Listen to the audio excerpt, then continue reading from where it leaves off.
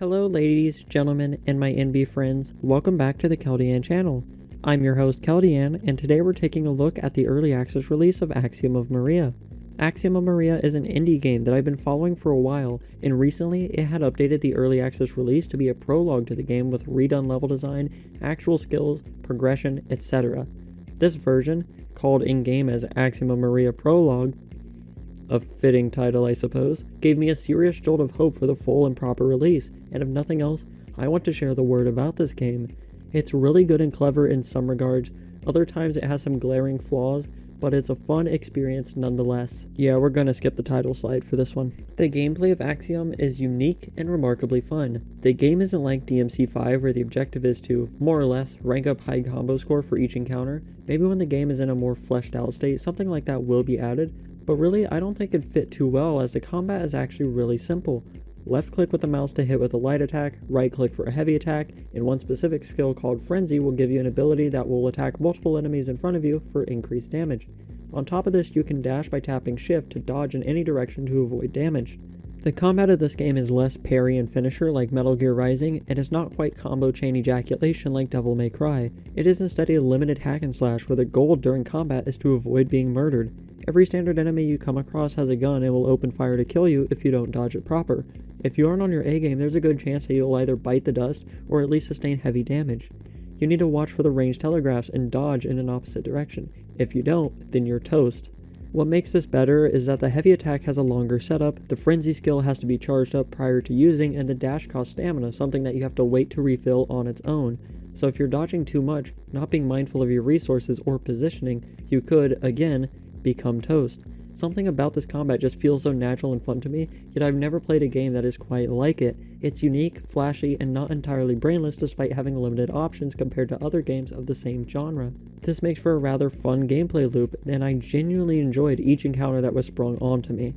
Of course, the combat I've mentioned is only in regards to the normal swordplay you come across during a bulk of the prologue. To end the experience, you are thrusted onto a motorcycle and you have to fend off incoming enemies on a highway. This takes away the dodging aspect and instead trivializes the entire combat loop. While the spectacle is neat and it's different enough to keep the prior gameplay we've had from getting stale, this segment just goes on way too long and it's nothing more than a simplified cycle of the core gameplay. Better yet, it's a simplified motorcycle of the core gameplay. Okay, bad jokes aside, I really thought that this aspect was far inferior than everything that preceded it, and I think the one way you can improve it is by simply making it more hectic. If the sliding makes you invincible, then add more enemies of varying speeds and weapon types that are more spread out so that you have to properly plan and conserve your stamina during the encounters. I think a solution that results in more chaos would be a great improvement, but hey, that's just me. The developer is asking for feedback, so there's one of my suggestions. The entire game isn't just slicing up enemies in truly spectacular fashion though, there's also the exploration and progression. Let's touch on the exploration aspect first. The level design, simply, is just absolutely fantastic. The map feels like a super well thought out area that very cleverly connects within itself with slight hints onto where to go if you ever get lost. Certain things are telegraphed to you via lighting which never becomes distracting, though the lighting itself is a different story entirely and we'll get to it. I just thought the map was super well thought out and is creative in its own right in how it makes use of the different abilities and traversal options. Though there was this one time when wall jumping to get to a higher area, something that you've done several times up to this point, you would just like teleport to the top and fall back down in a straight line. Like, can someone please tell me what happened here? Nitpick aside, the map is actually beautiful and is super unique visual setting that I really love. It is such a standout and it's a shame that you can only see it half of the time. The other part of the gameplay is the progression. You find skills at certain terminals where you can save your game, and when you defeat enemies they drop this currency thing. Turns out this currency is used to increase the space you have to work with regarding skills. So to equip skills you have this grid and each skill is a shape that you can rotate to fit onto the grid. You can unlock one singular grid space at a time with the currency, and with more space you can equip more skills. At certain junctures I was really just trying to think of how to make the best use of my skills with what space I had to work with, and I also kept wondering which ones I should or shouldn't use for the next section, and the fact that I have to consider this is great.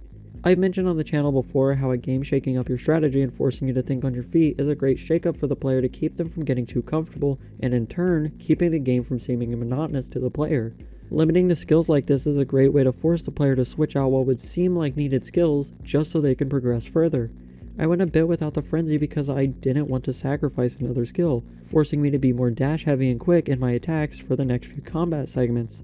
That aside though, this whole progression style is just super cool and I've not seen anything quite like it. It's like a mini puzzle where you have to stop and see how you can fit the most patterns into your grid, and it's just a cool system all around. Okay, let's get into it now. The problems I had during the game. The game's lighting is horrendous. During most of the game on the default brightness, you can barely see anything. Once you actually make it inside the main hallways of the wedding hall or in the library, the lighting can be pretty decent. Though up until that point, you're fucked. Honestly, if a game forces my hand to max out the brightness and I still struggle to make out the bare basics of the level design, then there's a serious problem. And it's actually kind of funny too, because there's a segment later in the game where the power is cut off and the lights go out, and the in-game solution is to use your sword to light up the area and find your way to the exit. This is interesting in theory, and it would be better if 1, the gimmick and lighting of the sword was more reliable, and 2, if I wasn't already doing this for a majority of the game up until this point. It really stinks too, because you can see the artistic vision break through in some spots, but the lighting just isn't up to par. Locations that would be unmistakably jaw-dropping in theory just don't look quite like they should because the lighting of the game makes the presentation murky. Now, I don't have a supercomputer and didn't attempt to run it at the max settings because partially past builds of the game would give me trouble on the default graphic settings, so mileage may vary. In my experience with this version, the gameplay was smooth, but anytime I messed with the settings, I didn't get any real improvements in the regard of the lighting or graphics. But really, I don't think this should be such a drastic dip to the extent it is. That's just me though. The only other problem I really had with this game, or build rather, is the audio mixing. While the voice acting is alright and the music is quite good really, the mixing of all of it is so bad. Any and all dialogue is super quiet, but the music is really loud. The gas switch Delta doesn't feel any guilt in killing a colleague AI. Let's go out of the dark.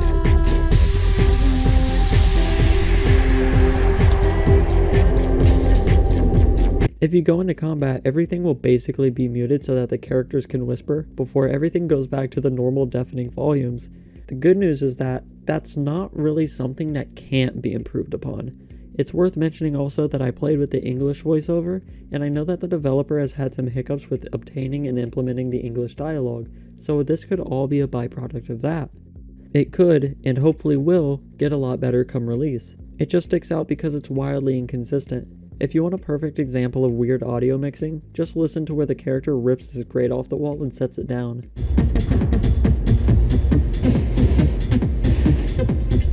I seriously thought that they forgot to include a sound effect at first, but no, it's just that quiet. I think the best way to summarize my experience with Axiom of Maria would be brilliant, yet blemished. The map and setting is really nice, but you can hardly see it under the intended conditions. The traversal options are implemented in creative fashion, but they aren't totally refined quite yet. The combat is really snappy and super fun, but it might seem a bit bland and lacking compared to others in the same genre. The music, dialogue, and sound effects are all passable at the very least, but they aren't properly mixed. I don't want it to sound like I don't enjoy this game or that I'm being too harsh on it, because quite frankly, I do like it. It's a very unique experience and one that I've really enjoyed following for however long since I first discovered it.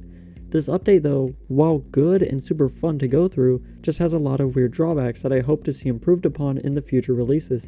Hey, if nothing else, keep all of the same problems that are present, but release a full game with more content, a full story, and make more use out of the skills and progression system, and you'll have yourself a pretty damn good hack and slash title with a neat setting and a unique gameplay loop. I know I have no right to ask for anything from any developer, least of all a single-man indie team working on an ambitious title such as this, but I would just love extra modes like the time attack one. There's a lot you can do with this formula, and the time attack is a great implementation for a game like this. Well, that's all I have for you today. If you enjoyed the video, then please leave a like. If you haven't heard of this game and I've piqued your curiosity, then I encourage you to check out the Steam and Twitter pages for it and follow along with the development and potentially give the game a shot if interested. I will forever champion ambitious indie titles like this over the slot market that is the current AAA video game industry, and maybe if I come across any more indie games I like, I'll cover them on the channel in the future. Thank you again so much for watching and have a great one. Okay, bye bye.